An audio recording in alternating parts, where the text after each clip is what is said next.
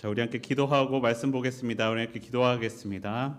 하나님, 오늘도 우리 가운데 역사하신 감사합니다. 주님을 예배하는 자리로 나를 부르심에 감사합니다.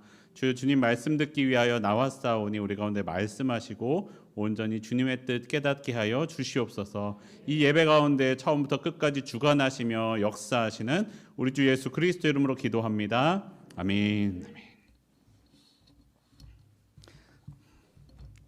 오늘 주일 예배 때 담임 목사님도 마침 말씀하셨는데 교회에 처음 나오게 된 사람들을 우리가 새신자라고 부릅니다. 그렇죠? 새신자, 새로 오신 분들이죠. 예수님으로 새롭게 된 새로운 삶을 살게 된 사람들, 그분들을 새신자라고 합니다. 그리고 그 새신자라는 말은 다시 말하면 예수님으로 인하여 이전과는 다른 새로운 삶을 살아야 된다라는 것을 의미하기도 합니다. 이전과 같이 살지 않고 이전과 같은 존재가 아니라 새로운 사람으로서, 믿는 자로서, 그리스도인으로서, 신자로서 살아야 된다라고 말씀하는 것과 같습니다. 아마 우리도 언젠가 새신자였었던 때가 있었을 거예요. 모태신앙이신 분들은 저는 아기 때 새신자가 다 지났습니다 라고 하실 수도 있고, 많은 분들이 저는 이제 세월이 지나서 언제 새신자였는지 기억도 나지 않습니다 하실 수도 있습니다. 하지만 분명한 거는요, 우리는 다 언젠가는 새신자였었다라는 거예요. 새신자 처음 때가 없으면 지금은 있을 수가 없습니다.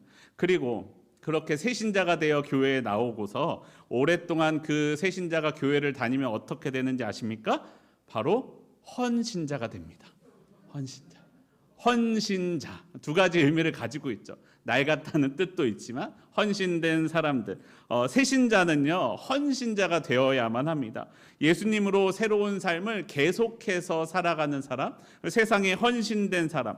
그런데 문제는 무엇이냐면요, 교회에 오래 다닌 새신자들이 헌신자가 되지 않고 기존 신자가 되어버린다라는 게 문제예요. 우리는 헌신자가 되어야 되는데 기존 신자가 되어버립니다.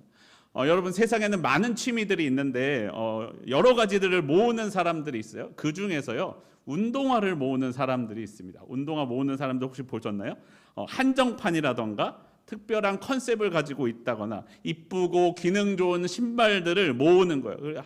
사람은 발은 2개밖에 없는데 그분들은 신발이 50개, 60개씩 벽에 장식되어 있고 그 전시된 것을 보면서 기뻐하고는 합니다.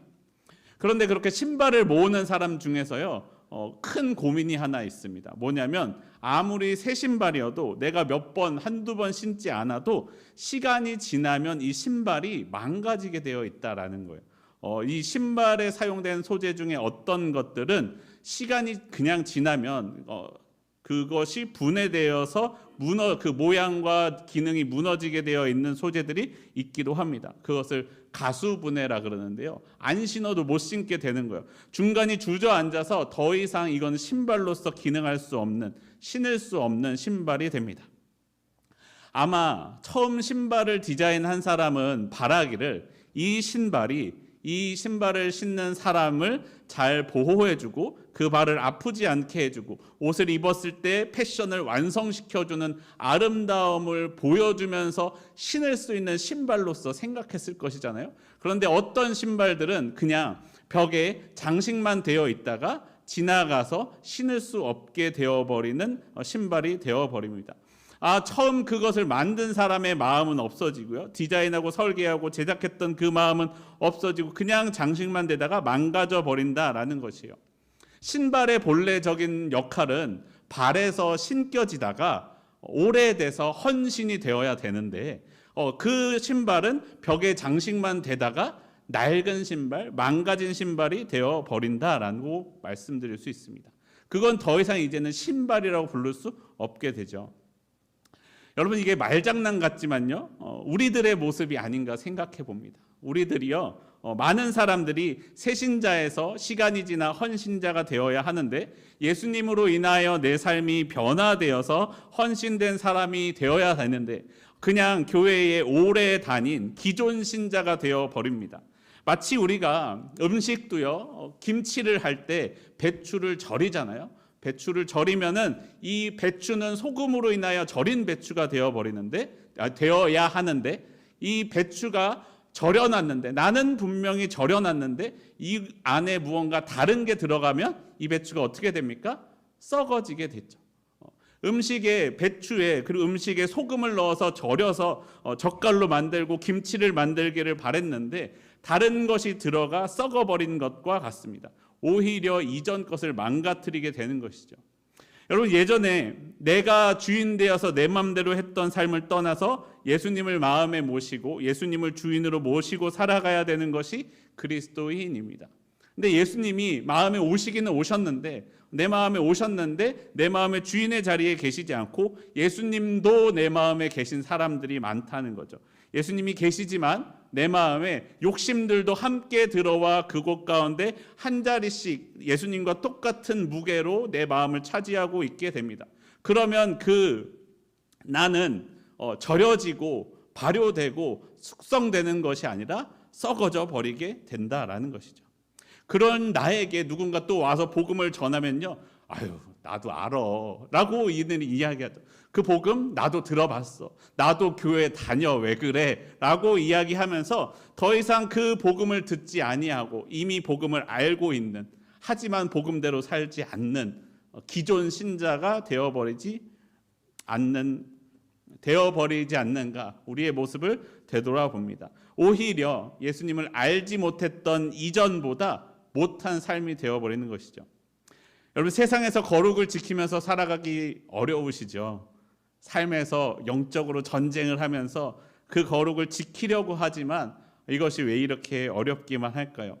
여러분 지적하는 이야기가 아니라 저를 향해서 하는 이야기입니다. 저는 왜 이렇게 거룩을 지키면서 살아가기가 어려울까요? 실수하기도 하고 실패하기도 합니다. 시험에 넘어지기도 합니다. 감사해야 된다고 설교도 하고 알고는 있는데 때로는 감사보다 불평과 불만이 제 입에 더 가깝습니다. 말씀을 묵상하며 살아야 하지만 내 삶에 지속적으로 영향을 끼치지 못하고 주일날 와서 아니면 내가 작정했을 때에만 잠깐 힘을 내기도 합니다. 여러분, 만약에 이런 저를 예수님이 만나면 뭐라고 하실까요? 오늘 이스라엘 가운데 예수님이 찾아오셨습니다.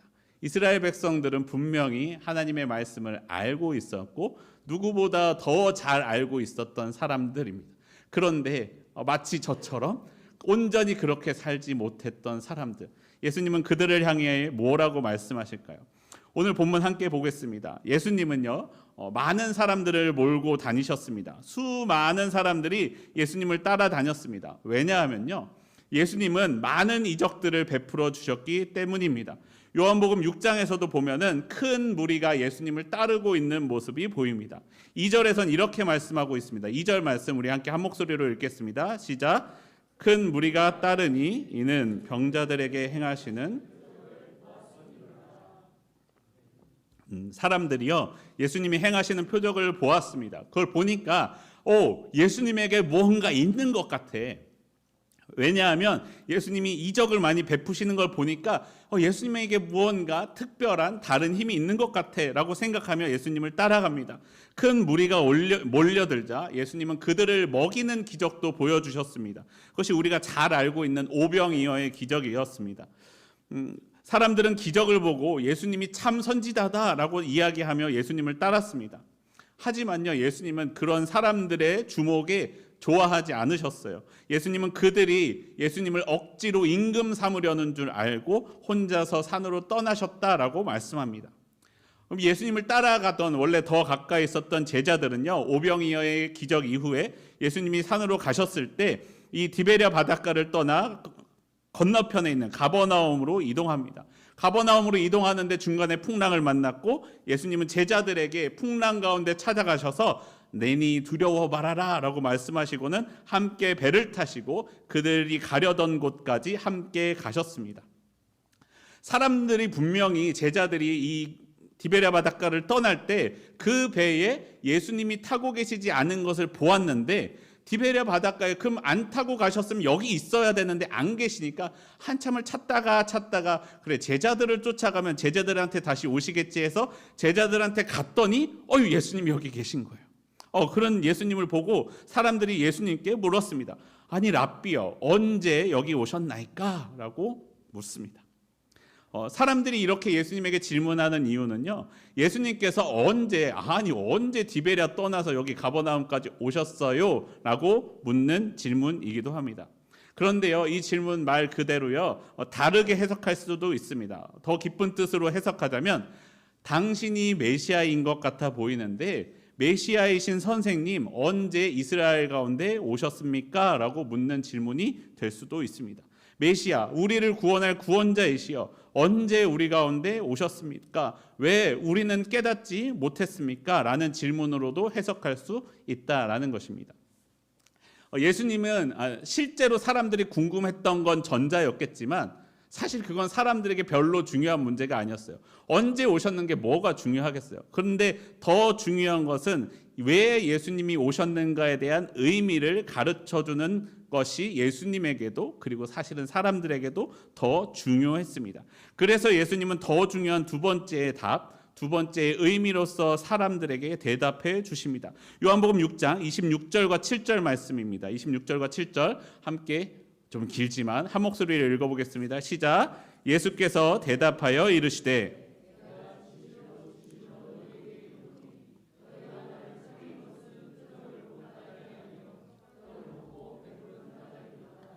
썩을 양식을 위하여 일하지 말고 영생하도록 있는 양식을 위하여 하라. 이 양식은 인자가 너희에게 주리니 인자는 아버지 하나님께서 인치신 자니라. 아멘. 예수님은 사람들에게 말씀하십니다. 너희가 나를 찾는 것은 내가 메시아라는 표적을 본 것 때문이 아니구나. 떡을 먹고 배부르니까 왔구나 라고 말씀하십니다. 너희 썩어질 양식을 구하기보다 영생하도록 있는 영의 양식을 위하여 하라. 이 양식은 인자가 너희에게 줄 것이다 라고 말씀합니다. 여러분, 우리는 영생을 소망하며 이 예배의 자리 가운데 나왔습니다. 이 세상의 고통과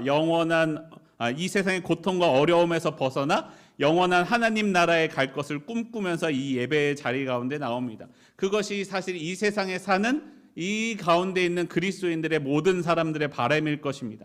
그런데 그러면서도 하나님의 나라를 소망하면서도 내가 바라는 모습들이 있잖아요. 지금 우리 가운데 만나는 모든 어려움과 문제들 해결되기를 바라고 있는 마음이 우리 가운데 있지 않으십니까? 영생을 바라고 있는 것도 사실이지만 지금 내가 만나는 경제적인 어려움, 진학이나 진급에 대한 어려움, 이 문제도 당장 해결받기를 바라는 모습들이 우리 가운데 동일하게 있지 않습니까? 이 두 가지가 부딪힐 때요, 때로는 나의 당장 내 눈앞에 있는 어려움 때문에 눈이 멀어서 영생을 주시는 예수님을 만나지 못하고 놓쳐버릴 때가 있다라는 것입니다. 나는 배부른 것을 원합니다. 하지만 예수님은 배고픔 가운데 배고파 고통받는 이의 마음을 생각하게 해주십니다. 나는 내 고통이 없어지기를 기도하지만 예수님은 그 고통 가운데에서도 하나님 바라보는 법을 배우기를 원하십니다. 나는 내 슬픔이 없어지기를 기도하지만 예수님은 나와 같은 고통을 겪는 이들을 위하여 함께 울어주라 라고 말씀하십니다. 예수님은요, 내가 바라는 것을 채워주시는 분이 아니라 더 본질적인 것, 내가 물어본 것을 답해 주시는 분이 아니라 내게 필요한 답, 더 본질적인 것을 채워주시기를 원하시는 분이다라고 말씀드릴 수 있습니다. 성경에서 말씀하는 영생으로 가는 길, 하나님 나라로 가는 길은요, 내가 일반적으로 생각하는 성공하는 길과는 다를 수가 있다는 거예요. 이래야 성공하지, 이래야 잘 되는 거지라고 생각하는 것과 다를 때가 있습니다. 물론 하나님의 나라를 사는 이들도 세상적으로 성공할 수도 있지만 세상적인 성공이 영적인 성공, 영생의 삶을 보장해 주는 것은 아니다라는 것이에요. 사랑하는 성도 여러분, 우리들의 기도는 어디를 향하고 있습니까?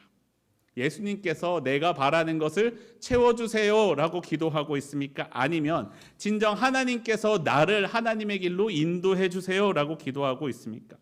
요한복음 6장에 나오는 사람들은요, 예수님이 베풀어 주시는 능력과 이적을 구했지만 진짜로 능력이 되시는 예수님이 바로 내 곁에 계시다라는 것을 보지 못했습니다. 예수님의 떡을 보느라 예수님을 보지 못했다라는 것입니다. 여러분, 우리 가운데 예수님이 있습니다. 참 생명, 참 구원의 길, 영생의 길을 알려주시는 예수님이 계십니다. 예수님이 나에게 영생을 베풀어 주십니다. 참된 양식을 주십니다. 그 일을 예수님께 맡기셨고 예수님이면 다 됩니다. 예수만이 참 생명의 길입니다.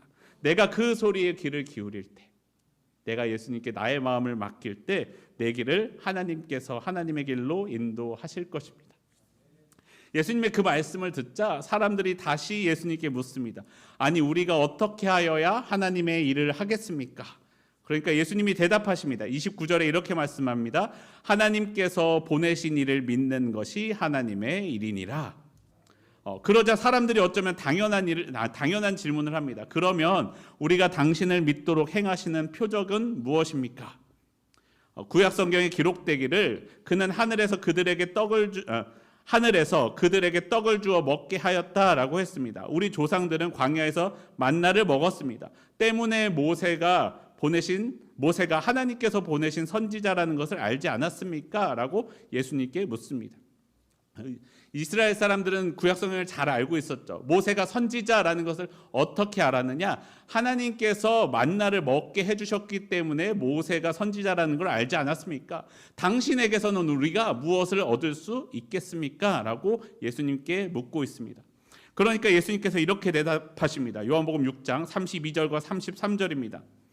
예수께서 이르시되 내가 진실로 진실로 너희에게 이르노니 모세가 너희에게 하늘로부터 떡을 준 것이 아니라 내 아버지께서 너희에게 하늘로부터 참떡을 주시나니 하나님의 떡은 하늘에서 내려 세상에 생명을 주는 것이니라.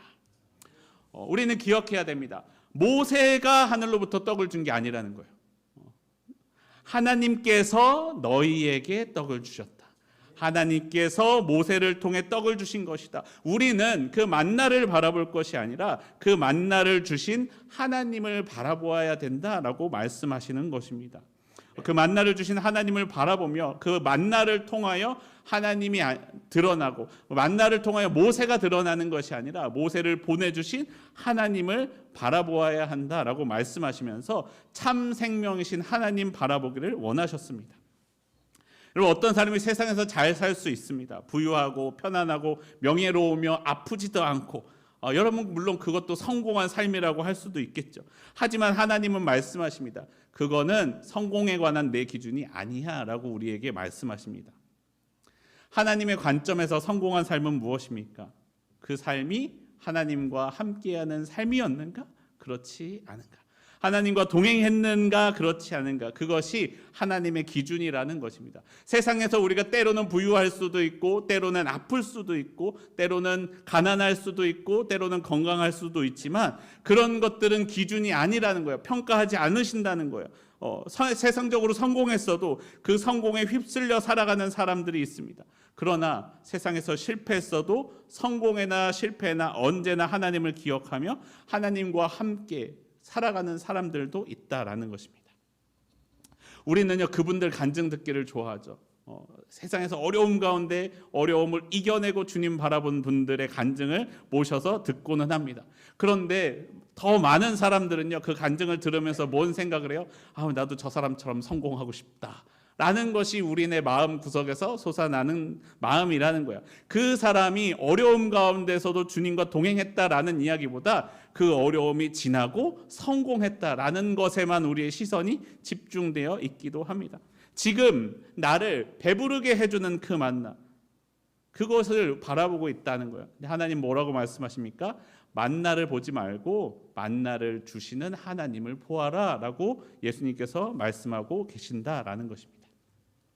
여러분 다시요 새로운 신자가 된다는 것은 무엇입니까? 내 자리가 내 기준이 내 중심이 내가 성공과 실패를 가르는 기준이 바뀐다라는 것입니다. 삶의 기준, 감사의 기준, 그리고 감사의 대상이 바뀌는 것입니다.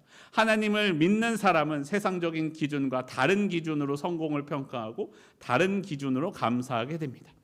여러분 우리는요 기쁜 일이 있으면 감사합니다. 그러시죠? 네, 기쁜 일이 있으면 당연히 감사합니다. 하지만 그것은 믿지 않는 사람들도 그렇게 합니다.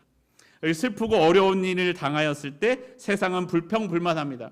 여러분 아프고 힘들고 괴로울 때 불평불만하는 것 당연한 일일 수 있어요. 하지만 슬프고 어려운 일이 있을 때에도 그리스도인은 감사합니다.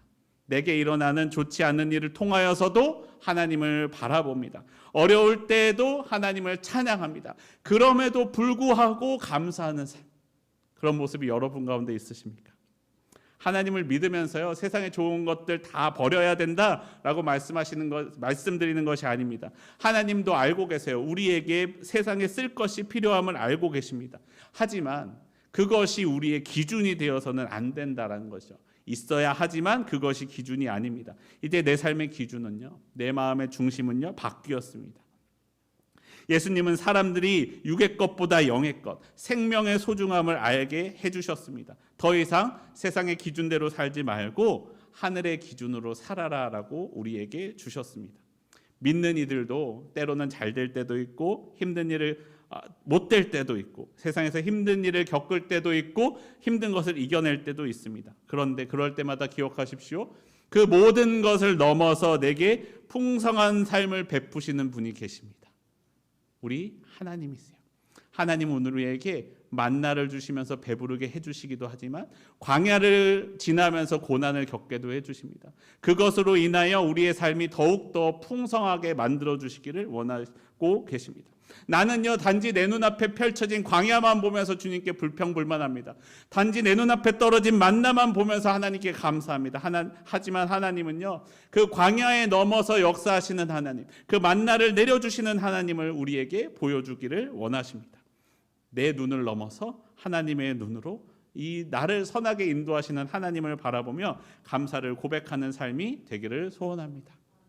이렇게 예수님이 거듭 반복해서 말씀하시는데 이스라엘 사람들이 잘 들었을까요? 못 들었을까요? 잘 안 들어요. 우리도 그럴 때가 많이 있잖아요. 예수님을 찾아왔던 사람들이 예수님이 이렇게 계속 말씀하시니까 또 다시 이렇게 이야기해요. 주여, 이 떡을 항상 우리에게 주소서라고. 주님, 그거 다 알겠는데 그래도 떡 주세요라고 이야기하는 거예요. 그러니까 예수님께서 말씀하십니다. 6장 35절에 이렇게 말씀합니다. 예수께서 이르시되 나는 생명의 떡이니 내게 오는 자는 결코 줄이지 아니할 터이요 나를 믿는 자는 영원히 목마르지 아니하리라. 너희 떡 구하지 내가 떡이야. 내가 너희 그거 만족시켜 줄 거야. 나를 믿는 것이 진짜 떡을 먹는 거야 라고 말씀해 주십니다. 세상적인 시선을 버리고 하나님의 시선으로 하나님께 감사를 고백하는 것이 쉽지 않은데요, 여러분, 저도 말씀드렸듯이 늘은 아니에요. 종종 실패하고 실수하고 넘어질 때도 많이 있습니다. 하지만요, 내가 예수님과 하나 될 때, 예수님의 떡을 먹을 때, 예수님으로 내 중심에 계시게 할 때, 나의 모든 욕심보다 오직 주님이 내 안에 주인 되어 주셨을 때, 예수님이 나와 함께 해 주시면서 그것들을 가능하게 해 주십니다. 내가 알지 못하는 그 순간에도 나를 영원히 목마르지 않을 영생으로 채워 주십니다. 지금도 내 안에 역사하고 계십니다. 예수님이 계속 이렇게 자꾸 영적인 것만 말씀하시니까 사람들은요, 예수님한테 있어봤자 떡 안 나오겠네 하고 사람들은 떠나 버립니다. 사람들이 예수님을 떠나갑니다. 예수님을 떠나서 세상 사람들은요, 생명의 떡을 원하지 않아요. 당장 성공, 당장 배부르게 해줄 것을 주지 않으니까 떠나가 버립니다. 육적인 만족을 찾아 떠났습니다. 다 떠나고 누구만 남았어요? 제자들만 남았어요. 그러니까 예수님께서 제자들에게 물으십니다. 6장 67절입니다. 예수께서 12제자에게 이르시되 너희도 가려느냐? 너희도 갈 거냐? 라고 제자들에게 물으십니다. 그러자 베드로가 대답합니다. 68절과 69절입니다. 함께 한 목소리를 읽어보겠습니다. 시작. 시몬 베드로가 대답하되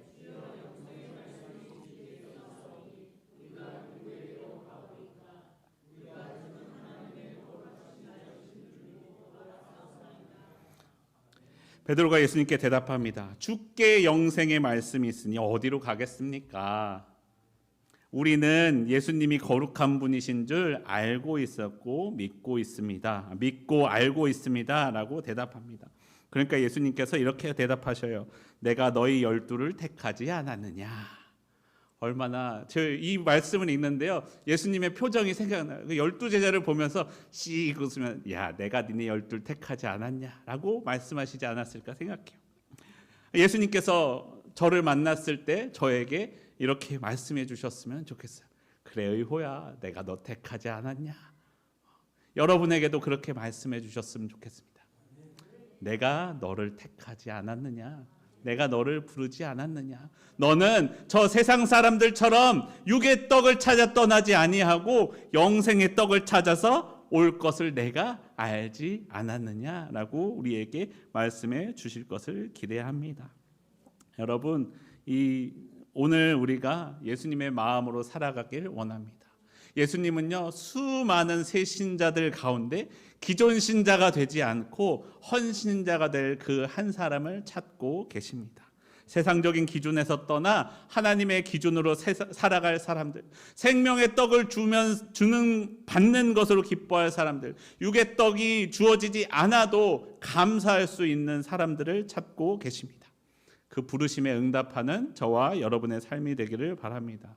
언젠가는 새신자였던 우리가 함께 생명의 떡을 먹음으로써 새롭게 되어 주님의 온전한 헌신자가 되기를 원합니다. 나의 힘으로 할 수 없는 것이요, 내 안에 예수님이 계시면 됩니다. 나는 할 수 없는 것이 예수님은 됩니다. 나의 힘으로 할 수 없는 그 일 가운데 하나님이 함께 하시며 역사하십니다. 우리가 감사할 일이 있어서 감사하는 게 아니라 감사하게 해주시는 하나님이 계셔서 감사하는 여러분의 삶이 되기를 소원합니다.